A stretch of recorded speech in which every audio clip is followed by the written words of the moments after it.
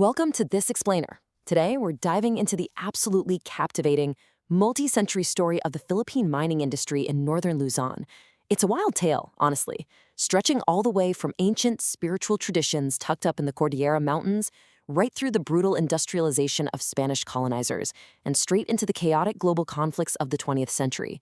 By the time we wrap up, you're going to have a completely fresh perspective on the true cost of the metals that literally build our modern world.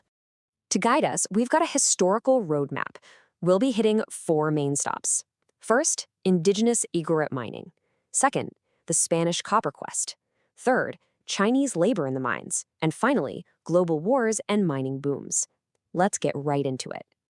Stop number 1, indigenous Igorot mining. We're kicking things off in the pre-colonial era to look at the incredible ingenuity of the Igorot people, specifically the Kankanai and Nabaloy tribes. For these communities, mining wasn't just about digging up rocks. It was a deeply spiritual transaction. They held a profound reverence for the land and actually believed that the gold in the earth belonged to supernatural spirits called anitos. They wouldn't dare extract the ore without making a peace offering first. Imagine praying, "We would not take this gold if we were not hungry. Please forgive us and accept this pig as payment for the gold." That was spoken during a kanal, which is a ceremonial feast and sacrifice. They would literally offer an animal to pay the anitos for what they were taking to survive. It's a completely different mindset compared to the purely economic mining that would show up later. And their extraction methods, honestly, incredibly clever and entirely community-driven. Using thermal shock, they'd build a blazing fire against a rock face and then dash cold water on it to crack it wide open. From there, the women would meticulously crush the ore, rubbing it into a slime on flat rocks. But step 4 is my absolute favorite. When panning the slime, they would squeeze the juice of a tobacco leaf directly into the water. This literally forced the fine floating gold to sink to the bottom so they could catch it. It's basically the exact opposite of the modern flotation process, invented centuries ago. Moving on to section 2, the Spanish copper quest. Fast forward to the 19th century, and things take a drastic turn when the Spanish arrive on the scene. Now, you might think the Spanish colonizers showed up looking to build a massive mining empire right out of the gate. Actually, no. In the 1830s, they were drawn to these mountain copper deposits for a totally different, kind of funny reason: counterfeiting. Local artisans were taking Igorot copper and minting these crude, thick, fake Spanish coins known as seepings. The Spanish military just wanted to shut down this shadow economy, so they went hunting for the source of the copper. And boy, did they find it. By 1835, an expedition led by Colonel Guillermo Galvez stumbled upon a massive, insanely rich copper region in the Lepanto district. The single discovery set the stage for a total transformation of the area. It eventually paved the way for a private Spanish mining operation called the Cantabro Filipino Company, founded in 1856. The era of small, spiritual community mining was officially over. To put this industrial shift into perspective, just look at how fast things escalated. In 1864, they were producing 170 quintales, that's roughly 17,000 pounds, of rough black copper. But fast forward just 6 years to 1870, they hit a mind-blowing peak of 4,020 quintales of fine copper. The Spanish brought in modern administration, specialized roles, and massive infrastructure. But to hit numbers like these, you need a massive, dedicated workforce. Which brings us to part 3, Chinese labor in the mines. Because really, who was doing all that back-breaking subterranean work to produce all this copper?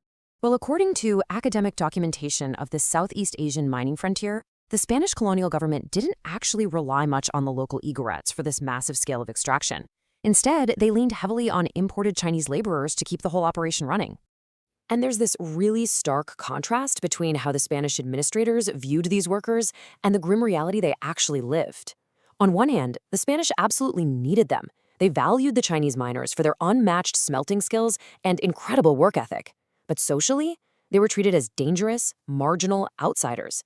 They were considered part of the colonizers or the colonized. The reality on the ground was brutal. We're talking grueling subterranean work, terrible food rations, and military guards stationed specifically to enforce quotas and make sure nobody escaped. Let's dig a little deeper into what that day-to-day actually looked like. Most of these men were Cantonese workers, sometimes referred to as macanistas. They were basically trapped in the global coolie trade.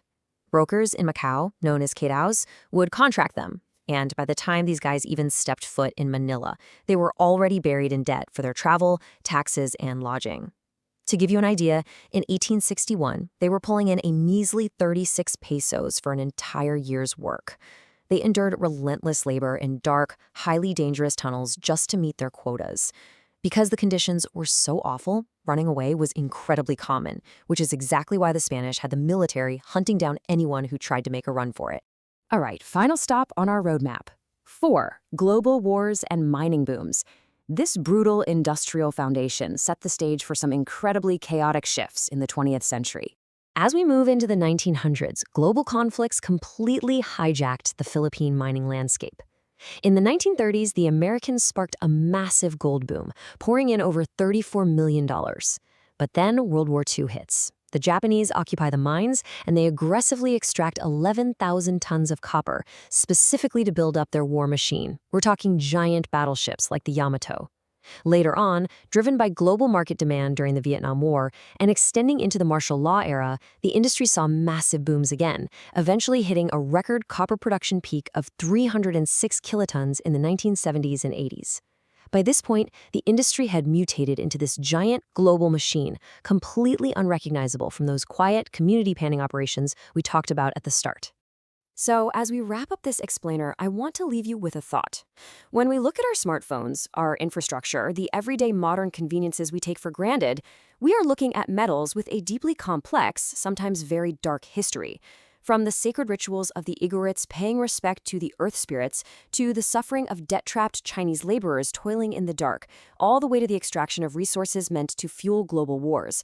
What is the true human and historical cost of the metals that build our world? It's definitely something to chew on the next time you plug in a copper wire or look at a gold ring. Thanks so much for joining me on this deep dive. Keep questioning, keep learning, and I'll catch you in the next one.